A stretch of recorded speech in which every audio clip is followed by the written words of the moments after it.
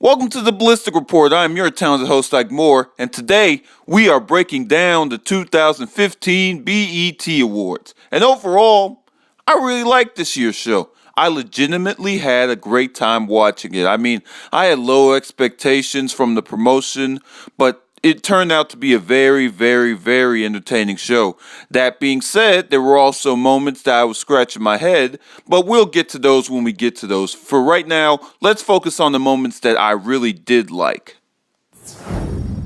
First things first, I have to give it to these two. Anthony Anderson and Tracy Ellis Ross did their thing hosting this show, and I should have known better. I should have known that they weren't going to phone anything in. They were going to give us an entertaining show, and man, did they deliver. I would even go so far as to ask them to host again. I don't know about next year or anything, but hey, maybe one year when they're looking for a host, put these two back together. They'll do a good job, so I was very entertained by them. Smokey Robinson won his Lifetime Achievement Award, and while I did like his performance, I really loved his acceptance speech, especially the part where he's telling everybody, stop being selfish, you get to do this for a living, stop being so full of yourselves. And I think that really spoke to everybody, because I never understood why celebrities were always self-absorbed and they were always angry. You get to do this for a living, enjoy it, and Smokey really put it in perspective, and I'm glad he did it. And then there was the Janet tribute everyone was excited for. And I thought it delivered. It surprised me because I didn't know it was just going to be dancing. I thought there was going to be some singing involved. But I did like the tribute. Sierra, Jason Derulo, Tanaje, they all did their thing. It was with class and elegance. And you could tell they were really enjoying doing it. And then we had Janet come out. Even though she didn't perform, she accepted the award, and she was very humble. I don't know what it is about the Jacksons. They're very soft-spoken. You can barely sometimes hear what they're saying, but you could tell she was very moved by the performance, and, it's great to see Janet back in the spotlight. Now, I would talk about the other winners of the night, but there barely were any. Yeah, BET didn't really do a lot of awards last night. Terrence Howard won the award for Best Actor. I believe Nicki Minaj won 2 awards. Chris Brown won an award.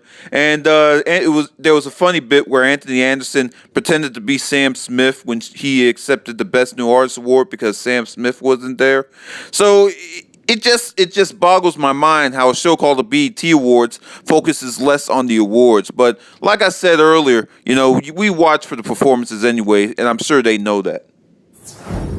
Speaking of performances, let's talk about them. I like Janelle Monáe's performance a lot. It surprises me how I think a few years ago she was closing the show, and now she's like in the near beginning of it. So it shows how far she's come, and I really like her talent. She seems like a very nice person, and she's very talented. So it was cool to see her. What a perfect opening it was with Kendrick Lamar. I've always been a fan of his, and last night's performance solidified it. You got to listen to the words, but it was a great politically charged message with everything going on, and it was him putting it on in perspective. So, kudos to Kendrick for doing that, man. Great to see my guys from Empire get that love. Terrence Howard was in the house, Hakeem, Jamal, Tiana. I don't know their actual acting names. I just go by their characters. My question is, why didn't Cookie show up? You can't have Empire without her. But nonetheless, I did love this performance, and I can't wait for the second season.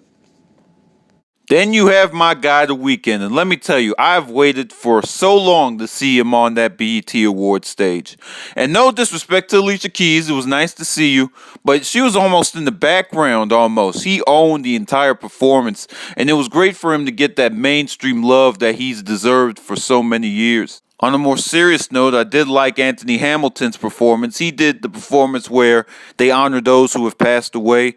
And it was nice for them to give a little shout out to Charleston, a way for him to say, we know what's going on and our prayers are with you as well. Tamar and K. Michelle performed, and look, you guys did good, and I'm glad you guys squashed your little Twitter war, but the star of this performance is Patti LaBelle. I don't know what it is, but you just don't come between Patti LaBelle and that microphone. Those two are meant for each other. So nothing against you two, but Patti LaBelle stole that performance for me. But my favorite performance of the whole show has to go to Diddy and the Bad Boy reunion. I loved this. I thought it was a great throwback, and there were so many people on that stage. I'm not even going to get into who was on that stage. What surprised me, though, was I was surprised that Diddy had fallen on stage. I didn't know that. I thought it was part of the performance. But as I was looking at the other reviews of the performance, they said, yeah, that was a little trip he did. He fell in the hole that Lil Kim came out of. But he brushed it off. You know how Diddy is. He's a professional. He keeps the show moving. But I loved that performance. I thought it was a great trip through time. And, I like seeing performances like that where people come together. Of course, an honorable mention to my guy Chris Brown. There's nothing to say. The guy is a classic performer. He brought out Omarion. He brought out Tyga. I argue that this should have closed the show. But that brings us to my least favorite moments. Okay, for all my older listeners, this guy's name is Fetty Wap, and he has a song out called Trap Queen. And I get it, it's a big hit, but I don't know if I would have him close the show. To me, this seems like a performance you would put at the early part of the show. And it wasn't necessarily bad, but to me, he seemed a little bit intimidated by the big stage. He didn't seem to give it his all, at least in my opinion. So I think maybe they should have put him in a more earlier spot. But the moment of the night that really had me scratching my head was this one. So, for those of you that were paying close attention, Rihanna is busy putting tape over people's mouths and tying them up backstage. She has a song called Better Have My Money, which, if you don't know by the title, that means she wants money from somebody.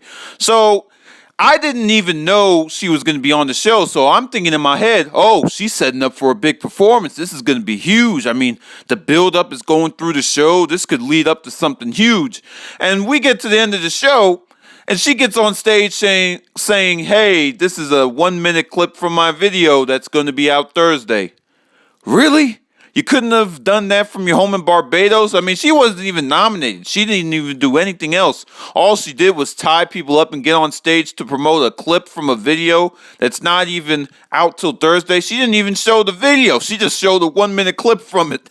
So, to me, you guys are probably like, really? That annoyed you? But it was like, it looked like it was setting up to something big and then it didn't. And, maybe I'm the only one that's annoyed by that. But yeah, that was the worst moment of the night for me. But despite all that, I can honestly say that the 2015 BET Awards was one of the better BET Awards. I mean, I had a great time watching the show. And while I still wish the network was better than what it is right now, I can always depend on them for giving a great award show every single year. And that will do it for another special edition of the Ballistic Report. I hope you guys enjoyed it. Remember, you can follow me anytime on Twitter at IkeMore2150, on Instagram under the Ballistic Report, and on my new Facebook page, facebook.com/The Ballistic Report. If you have any comments on what you thought of the BET Awards, leave them in the comments section below. And until Saturday, it's been your town's host, Ike Moore, reminding you it's okay to be ballistic as long as it's done responsibly. Good night, everybody.